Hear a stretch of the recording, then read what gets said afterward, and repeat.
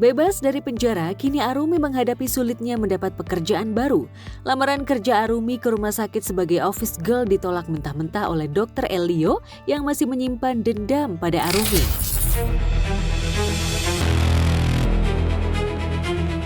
Saya nggak mau ada perempuan ini bekerja di rumah sakit saya.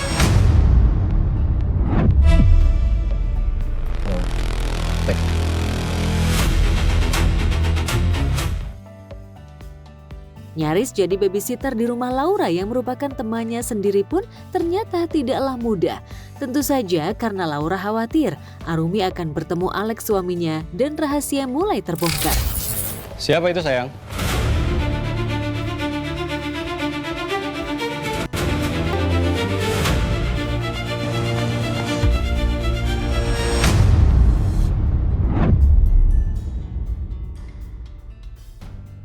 Lantas, apa kata Marsha yang akhirnya punya karakter ceria ini tapi harus selalu sedih, nangis, dan penuh ketegangan dalam setiap perannya sebagai Arumi? Berhasilkah Arumi menyampaikan emosi pada penonton? Sebenarnya menarik sih karena itu sesuatu challenge juga buat aku gimana aku memposisikan diri. Sedih ngelihat si Aruminya nih ya udah kehilangan, dibohongin suami. Terus anaknya diambil, difitnah, kasian kayaknya. Saya seneng nih nonton sinetronnya, saya tungguin terus, penasaran sama endingnya kayak gimana sih. Di balik peliknya konflik yang dialami Arumi, video romantis Arumi dan Randy ini tak kalah mencuri perhatian netizen.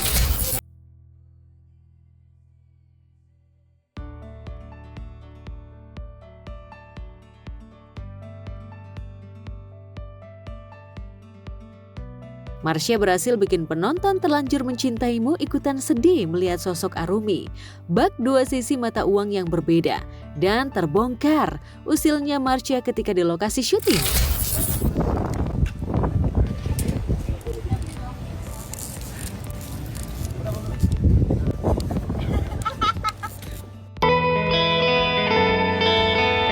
Banyak adegan nangis, Marsha tetap butuh make up yang all out. Meski hasilnya tetap harus terkesan natural. Eksklusif kepada tim Gospot, Marsha tunjukin sejumlah barang bawaan yang full berisi make up-nya. Aku lagi di lokasi syuting Terlanjur Mencintaimu. Katanya pemirsa pengen lihat isi tas aku, pengen kepoin. Iya, boleh. Nah, ini tuh sebenarnya tas yang dipakai buat kita jalan-jalan ya. Kalau lagi mau take gitu. Nah, ini tas touch up aku. Isinya ada bedak, lipstick, touch up gitu buat kalau misalnya lagi syuting gitu kan suka mengkilat. Kalau misalnya pemirsa lihat yang kayak mengkilap gitu kadang-kadang itu glowing ya, bukan mengkilap, bukan keringetan. Ini ada wax stick gitu. Jadi kalau misalnya di kamera itu kadang rambutnya suka naik-naik gitu karena banyak rambut-rambut berdiri yang rambut-rambut baby hair gitu kan. Nah, jadi biar lebih rapi kalau cewek pakai ini biar nggak terlalu berminyak dan lepek. Jadi pemeran utama sudah pasti banyak adegan yang harus dia lakoni. Kadang dalam satu hari ia bisa berpindah-pindah tempat. Gak heran kalau tas yang lebih praktis dan wajib untuk bisa dibawa kemanapun. Kebetulan di sinetron ini tuh scene aku tuh banyak banget. Yang gak ada aku cuma 3 scene doang. Jadi gak ada waktu untuk balik ke basecamp lagi. Nah, jadi aku harus punya satu tas isi yang penting-penting banget gitu, yang bisa dibawa-bawa kemana-mana. Karena kan kadang lokasinya ada yang di mana gitu. Terus ini isinya, ini ada setting spray, ada sunscreen dan lain-lain. Sama ada pouch ini nih, isinya banyak sih. Ada kacamata hitam 2 karena suka panas banget. Ada lip liner, tuh lip liner. Ada jepit rambut, ada inhaler. Iya, ini lupa dipakai juga kadang. Terus ini ada pillow mist, ada lipstick lagi, ada hand cream, ada minyak kecil.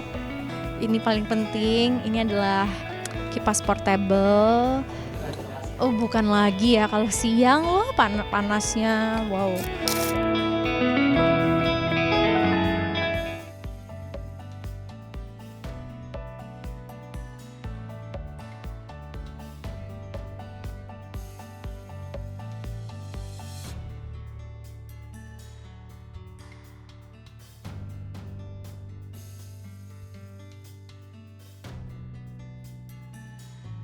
semakin banjir air mata.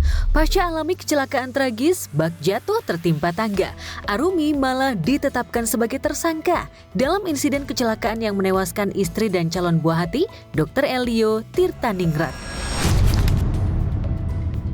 Baru saja pulih dari cedera, Arumi harus rela digiring pihak berwajib ke dalam penjara. Tangis Arumi pun pecah, tatkala harus kemana ia mencari jabang bayi yang dilahirkannya saat insiden kecelakaan maut itu. Cari anak saya, Bu. Cari anak saya, anak saya.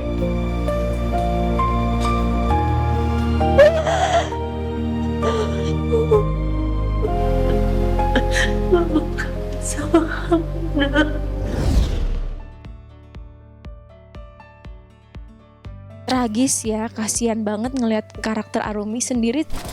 Aku kalau baca skenarionya tuh sedih, beneran sedih kayak. Iya, aku sih seneng aja lihat antusias penonton. Ternyata berarti kalau pada sedih sama aku, berarti pesannya yang aku mau coba sampaikan itu berarti kan terdeliver dengan baik.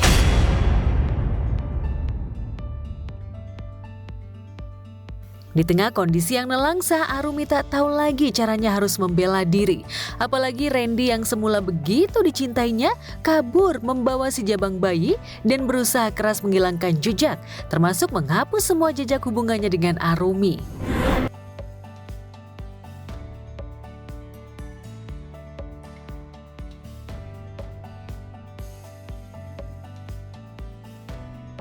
Di tengah kondisi terpojok itu, derita Arumi semakin sempurna ketika sang bunda justru acuh. Dalam lirihnya menghuni Hotel Prodeo, Arumi juga masih terus dibayangi prasangka kuat dari Dr. Elio yang sejauh ini masih yakin jika Arumilah pelaku yang menyebabkan kecelakaan yang merenggut istri dan calon buah hatinya. Padahal Kevin sudah berusaha meyakinkan jika Arumi belum bisa disimpulkan sebagai pelaku. Gue ngerasa ada yang aneh aja dengan semua ini. Nggak make sense aja kenapa dia harus bohong soal semuanya. Dan mungkin aja di malam itu emang Randy yang nyetir, dia yang nabrak, dan dia takut terus dia kabur. Udah, Vin. Lo nggak usah ikut campur urusan ini, Vin, ya. Bang, anaknya juga hilang. Kok lo jadi so tau sih? Saya minta kamu bicara yang jujur sama pengacara kamu, supaya semuanya nggak semakin rumit. Saya memang nggak salah. Di TKP itu cuma ada kamu. Kamu satu orang. Bisa dibilang dia hatinya terlalu lembut ya. Dia nggak bisa ngelihat orang dalam kesusahan. Dia nggak bisa ngelihat orang yang benar tapi disalahkan. Yang kehilangan anak dan istrinya, yang hidupnya tadinya baik-baik saja menjadi tidak baik-baik saja karena satu kejadian yang menimpa hidupnya dia. Iya, sedih sih, dan susah juga untuk ngeyakinin dia karena dia punya karakter yang kuat dan tegas juga. Sampai akhirnya Arumi juga susah untuk meyakinkan Elio sendiri gitu. Di balik peran yang cukup menguras emosi dan banjir tangis, rupanya sang pemeran Marsha Arwan harus benar-benar berjuang hingga menguras energinya. Selain harus keluar air mata, ia harus benar-benar meresapi peran sebagai wanita yang sabar dan nelangsa. Ia bahkan menunggu kapan bisa tampil bahagia. Kalau nangis 1-2 scene nggak apa-apa, tapi ini hampir semua scene dan hampir setiap hari itu benar-benar nguras energi banget. Di sisi lain, pemeran Dr. Kevin Erdin Werdayana mulai menyadari pentingnya merawat tubuh untuk mengimbangi lawan main, yakni Chico Jericho yang punya bentuk tubuh ideal dan atletis. Sadar jika postur tubuh ideal itu cukup mendukung aktingnya, sejak 3 tahun lalu Erdin getol olahraga. Apalagi sejak berperan satu sinetron dengan Chico, Erdin makin terpacu. Aku seproject sama Chico Jericho, aku pasti termotivasi lah. Kita dari base camp dari sini, kita mau ke set yang lumayan ya mungkin jaraknya 700 meter lah. Terus jalannya nanjak kan. Terus gue bilang, ya bang, bonceng. Aku ngambil motor di sini kan. Terus dia bilang, enggak, jalan kaki aja gue nggak apa-apa. Nggak, bonceng aja kan setnya di sana jauh. Udah nggak apa, steps bro, steps, langkah katanya. Udah gue taruh motor, gue jalan kaki sama dia. Saking ngefansnya pada Chico, Erdin juga mulai belajar menjadi family man di dunia nyata. sama-sama family man, tapi bedanya beda profesi. Ciko jadi aktor, ya dokter Elio ini ya dokter. Dia aktor yang luar biasa. Dia bukan hanya bintang, dan itu inspirasi sih bagi aku.